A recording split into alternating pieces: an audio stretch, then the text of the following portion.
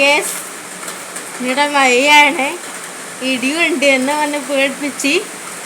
പിന്നെ ഞാൻ ഒറ്റക്കല്ലേ, മാഷ് കൊണ്ട് എനിക്ക് ധൈര്യത്തിന് വേണ്ടിയിട്ട് ഞാൻ തിരിക്കുന്ന കുറേ നടന്ന്. അപ്പോൾ ടി വി ഒന്നും കണ്ടുകൂടാ, എനിക്ക് എന്തെങ്കിലും ഫോൺ കൊടുത്തുകൂടാ. അതുകൊണ്ട് ആകെ പെട്ടിരിക്കുക. നമുക്ക് ആകെ കിട്ടിയൊരു വേനൽ മഴയായത്. ചൂടിന് നല്ല തണുപ്പ്, പക്ഷേ ഒക്കെ ഭയങ്കര ഇഷ്ടമാണ് മഴയും തണുപ്പും. ഇയാൾ വരുന്നതിൻ്റെ മുമ്പേ ഇടിയല്ലേ വരുന്നേ, ഭയങ്കര പേടി. മഴ വരുന്നതിൻ്റെ മുമ്പേ ഇടിയാണല്ലേ, അതുകൊണ്ട് ഭയങ്കര പേടി ഒക്കെ. നല്ല എല്ലാം നനഞ്ഞ്, പറമ്പെല്ലാം നനഞ്ഞ് നല്ല നല്ല മഴയായിപ്പോൾ പെയ്യുന്നു.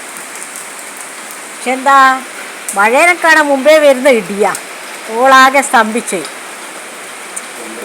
ഉദ്ഘാടനം ചെയ്ത ഇടിയാന്ന്. അപ്പാടനെ നടക്കുന്നിടത്ത് എങ്ങനെയെങ്ങ് കൊലായി കാര്യമെന്നറിയില്ല.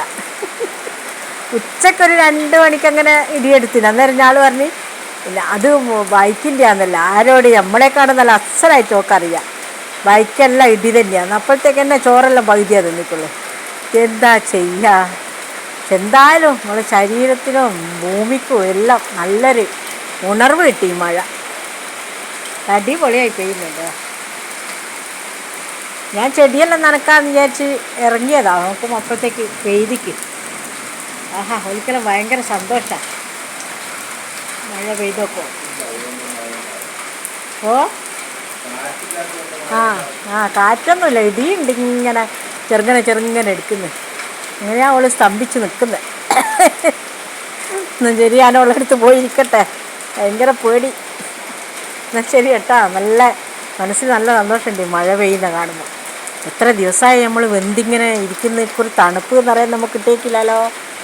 അങ്ങും ഇങ്ങെല്ലാം മഴ പെയ്യുന്നതെന്ന് പറഞ്ഞിട്ട് നമുക്ക് ഇതുവരെ വേദിക്കില്ലല്ലോ. നമുക്ക് ആദ്യമായിട്ടില്ല. അത്തിപ്പഴയെല്ലാം നല്ല സുന്ദരിയായിട്ട് മഴ നനഞ്ഞ് നല്ല സുന്ദരിയായി നിൽക്കുന്ന. നമ്മൾ ഇത്തിരി വെള്ളം പാർന്ന് കൊടുക്കുമ്പോഴല്ല അത് കിട്ടുമോ, നല്ല സന്തോഷമുണ്ട് എല്ലാവർക്കും. അതോ ഇടിയെടുക്കുന്നത്. എന്നാൽ ശരി, വീണ്ടും കാണാം.